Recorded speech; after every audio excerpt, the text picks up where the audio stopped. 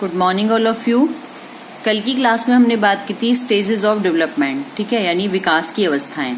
कौन कौन सी मैंने बताई थी? 3 बताई थी। पहली थी इन्फेंसी, दूसरी चाइल्डहुड यानी बाल्यावस्था, पहली शैशवावस्था, दूसरी बाल्यावस्था, और तीसरी थी एडोलसेंस। ठीक है, एडोलसेंस मीन्स किशोरावस्था।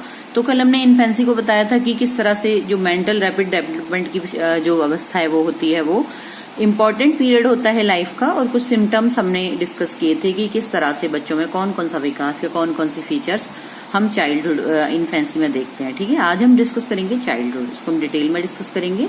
And next adolescence. तो चाइल्डहुड की बात करते हैं हम। चाइल्डहुड जो कि सेकंड स्टेज है ग्रोथ एंड डेवलपमेंट की, बाल्यावस्था यानी वृद्धि और विकास का जो दूसरी अवस्था मानी जाती है। देखिए, इसको हम वैसे इसका जेन्युइन जो पीरियड है वो कितना माना जाता है? 4 से या 5 से 8 12 वर्ष। लेकिन हम इसको 2 भागों में डिवाइड करते हैं। एक होती है अर्ली चाइल्डहुड जो 4 से 8 मानी जाती है, और दूसरी होती है लेटर चाइल्डहुड, उत्तर बाल्यावस्था। एक पूर्व बाल्यावस्था, दूसरी उत्तर बाल्यावस्था।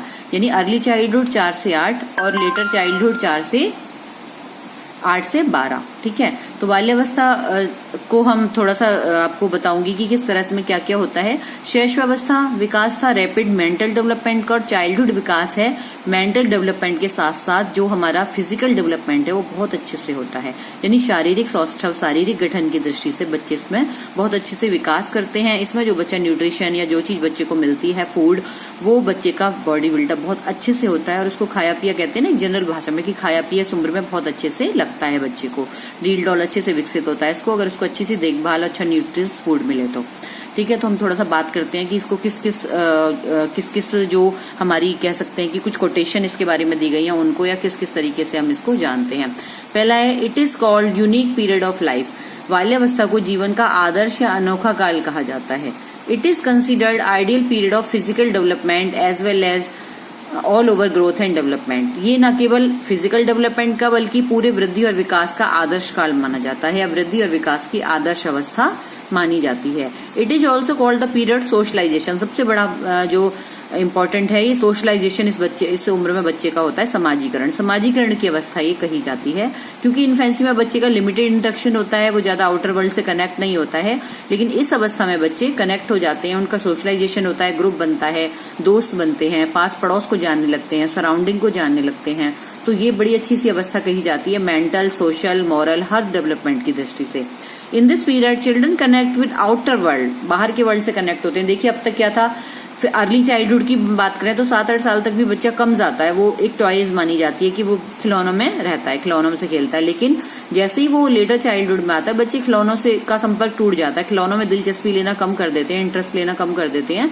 वो फिर दोस्तों में, आउटर वर्ल्ड में, क्रिएटिव एक्टिविटी में, बाहर आने जाने में, ठीक है, और चीजों में इंटरेस्ट लेते हैं। In this period children connect with outer world and make friends, दोस्त बनाते हैं। जैसे आपने देखा होगा, बच्चा अच्छे से स्कूल जाने लगता है, फ्रेंड बनते हैं, टिफिन शेयरिंग होती है, चीजें शेयरिंग होती है, होमवर्क शेयर होता है, बातें होती हैं। ठीक है, तो बहुत सारा बच्चे की जो वर्ल्ड है या बच्चे की सराउंडिंग है वो थोड़ी सी बड़ी हो जाती है, circle. So rapid development process occurs at this age. तो जो तीव्र डेवलपमेंट की प्रक्रिया होती है वो इस एज में होती है। So it is also called the golden period of life. देखिए, जीवन का स्वर्णिम काल भी इसको कहा गया है। क्यों? क्योंकि इन्फेंसी जो होती है उसमें बच्चा पूरी तरह ना अच्छे से पूरा परिपक्व होता, हर चीज का टेस्ट नहीं ले पाता, खाना भी पूरी तरह से नहीं खा पाता वो। ठीक है, टीथ वगैरह का भी प्रोसेस जो होता है, दांत निकलने की प्रक्रिया हम कहते हैं ना, वो होती है। कुछ मिल्क टीथ होते हैं, कुछ निकलते हैं, कुछ गिरते हैं। ठीक है, तो और बहुत सारे बॉडी में वैसे भी बच्चे को वो शारीरिक रूप से इतना मजबूत नहीं होता, तो बीमारियां, डिजीजेज, बहुत सारी फिजिकल प्रॉब्लम्स लगी होती हैं बच्चे को। उसमें इतनी परिपक्वता भी नहीं होती किस चीज को जानने समझने में, बाहर कनेक्ट होने में।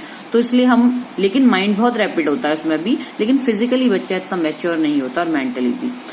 लेकिन चाइल्डहुड में क्या है कि बच्चा हर चीज को एंजॉय कर सकता है, घूमता है, फिरता है, शारीरिक जो विकास है उसका वो भी इतना हो जाता है कि बच्चा चीजों को एंजॉय कर सके, जान सके, समझ सके, फूड को एंजॉय कर सके, हर एक्टिविटी को एंजॉय कर सके। तो इसलिए गोल्डन पीरियड इसको कहा जाता है। 12 वर्ष का बच्चा, अगर हम आज की बात करें तो आप देखते हैं ना, 12 वर्ष का बच्चा हर कुछ जानने समझने लगता है, मैच्योरिटी काफी हद तक उसमें आ जाती है, और वो हर चीज को सोच समझ कर एंजॉय कर सकता है।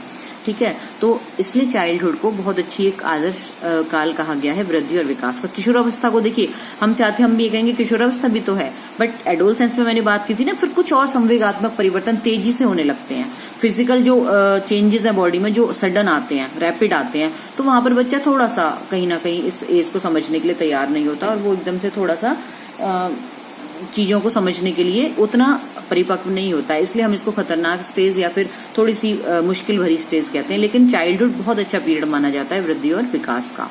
ठीक है, तो इसके हम कुछ फीचर्स और सिम्टम्स की बात करते हैं। इसको स्वर्णिम काल का है, ध्यान रखिएगा, गोल्डन पीरियड ऑफ लाइफ कहा जाता है इसको।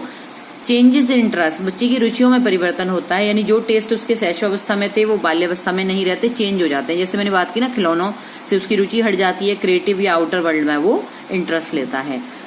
कनेक्शन विद आउटर वर्ल्ड, बाहर के जो वर्ल्ड से उसका कनेक्शन हो जाता है, बच्चा और एक्टिविटीज में लिप्त हो जाता है, बाहर की दुनिया को देखता है और उसको समझता है। ग्रुप स्पिरिट, समूह भावना, ग्रुप बन जाते हैं बच्चे के, और ग्रुप स्पिरिट भी आती है, यानी हम समूह में हैं तो हम बच्चे आपस में मिलजुल कर एक दूसरे को कोऑपरेट करके काम करेंगे। डेवलपमेंट ऑफ सोशलाइजेशन, ये भी इसी का पार्ट है। समाजीकरण की प्रक्रिया होती है, समाज को समझना, पड़ोस को समझना, नेबरहुड को, ठीक है, आसपास के सर्कल को। तो वो और स्कूल में बहुत सारे क्लासमेट होते हैं, स्कूल सिस्टम को समझना, तो विभिन्न कल्चर और विभिन्न परिवेश के संपर्क में आता है बच्चा, तो सोशलाइजेशन प्रोसेस भी बहुत अच्छे से हो जाता है। मेंटल स्टेबिलिटी, देखिए मानसिक स्थिरता होती है स्टेज में। जैसे हमने बात की थी एक्सप्रेशन ऑफ इमोशन, छोटा बच्चा रोता है तो रोने ही लगता है, हंसता है तो हंसता है, अगर किसी चीज पे जिद करता है तो फिर वो मानता ही नहीं है। लेकिन इसमें थोड़ी स्टेबिलिटी माइंड में आ जाती है।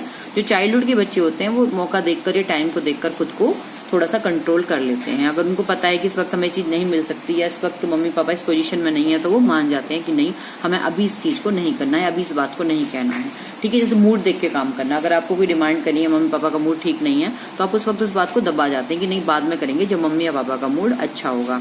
डेवलपमेंट ऑफ मॉरलिटी, नैतिकता का विकास होता है, बच्चा एटिकेट सीखता है, वैल्यू सीखता है परिवार से। जब इन्फेंट था उसको नहीं पता अच्छा बुरा क्या है, लेकिन इसमें उसको अच्छा बुरा पता चल जाता है। क्रिएटिविटी, कुछ रचनात्मक कार्य, रचनात्मकता का विकास होता है, बच्चा क्रिएटिविटी में इंटरेस्ट लेता है, क्रिएटिव कार्य करना चाहता है, यानी रचनात्मक कार्यों में उसकी रुचि होने लग जाती है।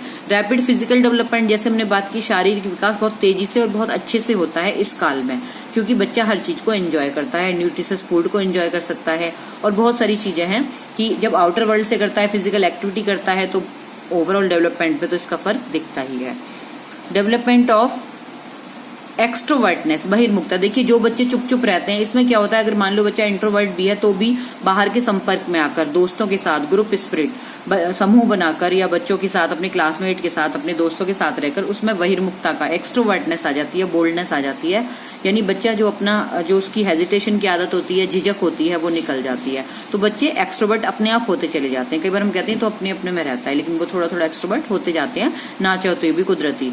ठीक है, और बहुत सारी चीजें आप इसमें, और भी एक चीज और होती है इसमें, होता है, एक होती है कि निरुद्देश्य भ्रमण की प्रवृत्ति, जिसको हम कहते हैं कि बिना उद्देश्य के, बिना किसी इंटेंशन के ही बच्चा इधर उधर कई बार चला जाता है। मान लीजिए कोई काम उसको बताया जा रहा है, उस पढ़ने से उसका मन नहीं है, तो किसी फ्रेंड के घर चला गया, और जैसे हम कहते हैं ना, कई बार स्कूल कॉलेज से टूर ले जाते हैं, सांस्कृतिक भ्रमण या स्थानीय भ्रमण, तो बच्चे की इस प्रवृत्ति को संतुष्ट करने के लिए बोला गया है कि स्कूल को या टीचर को सांस्कृतिक भ्रमण की व्यवस्था करनी चाहिए, ताकि वक्त वक्त पे बच्चे की पढ़ाई की डलनेस है वो रिमूव हो सके, और वो थोड़ा बाहर जाए, निकले, चीजों को देखे और प्रकृति को या नेचर को एंजॉय करे। किसी हिस्टोरिकल प्लेस पे आप ले जाते हैं तो बच्चा एंजॉय करता है, वहां की कुछ स्मृतियां, यादें होती हैं, अच्छा लगता है बच्चे को डिस्कस करना। थोड़ा सा पढ़ाई की डलनेस, या एक जैसे हम कहते हैं एक जैसे पैटर्न से बच्चे पढ़ते रहते हैं, तो उससे भी थोड़ा सा उनको एक चेंज मिल जाता है। तो जो उसकी बिना उद्देश्य भ्रमण की प्रवृत्ति है वो भी संतुष्ट हो जाती है। ठीक है, बच्चे इसमें काफी सारे मैच्योर हो जाते हैं, शारीरिक स्वास्थ्य अच्छा होता है, ग्रुप स्पिरिट होती है, ईश्वर से थोड़ा रिलीजियस प्रवृत्ति भी बच्चों में देखने को मिलती है। ठीक है, तो बहुत सारी चीजें होती है। एक होती है सेक्सुअल टेंडेंसी, जो फ्राइड ने बात की शैशवावस्था से, वो बच्चे में इसमें सुप्त होती है, क्योंकि बच्चा वो फिर कब से एक्टिव होती है, एडोलसेंस में। ठीक है, इसमें बच्चा क्या होता है कि बाहर की दुनिया में इन्वॉल्व होता है, तो वो उसका जो मन या उसका जो पूरा कंसंट्रेशन होता है वो उस पे होता है। तो हमने बात की थी किसकी, बाल्यावस्था की। इसमें क्या क्या सिम्टम्स होते हैं बच्चे में, क्या क्या, अगर आप ओवरऑल इन पॉइंट्स को ध्यान में रखेंगे तो पूरी बाल्यावस्था को आप अच्छे से स्टडी कर सकते हैं, अच्छे से आप उसके बारे में लिख सकते हैं। ठीक है, तो गोल्डन पीरियड इसको कहा जाता है, पीरियड ऑफ सोशलाइजेशन कहा जाता है, आइडियल पीरियड ऑफ लाइफ कहा जाता है, यूनिक पीरियड ऑफ लाइफ कहा जाता है। ठीक है, एक इसको मिथ्या परिपक्वता का काल भी कहा जाता है, कि बाल्यावस्था मिथ्या परिपक्वता का काल है, क्योंकि कई बार हमें बाल्यावस्था के बच्चों को देखने को लगता है कि परिपक्व हो चुके हैं, लेकिन सही मायने में अभी उनमें परिपक्वता नहीं आई है। तो इसको क्या कहते हैं कि मिथ्या परिपक्वता आना, कि कई बार हमें भ्रम हो जाना कि बच्चे परिपक्व हो चुके हैं। कई बार बच्चे बहुत समझदारी का प्रदर्शन करते हैं इस उम्र में, इसलिए इसको मिथ्या परिपक्वता का काल भी कहा जाता है। तो हमने बाल्यावस्था डिस्कस की थी, आप इसको दोबारा से इन पॉइंट्स को पढ़िए ध्यान से, इन्फेंसी को, चाइल्डहुड को। नेक्स्ट क्लास में हम बात करेंगे एडोलसेंस की।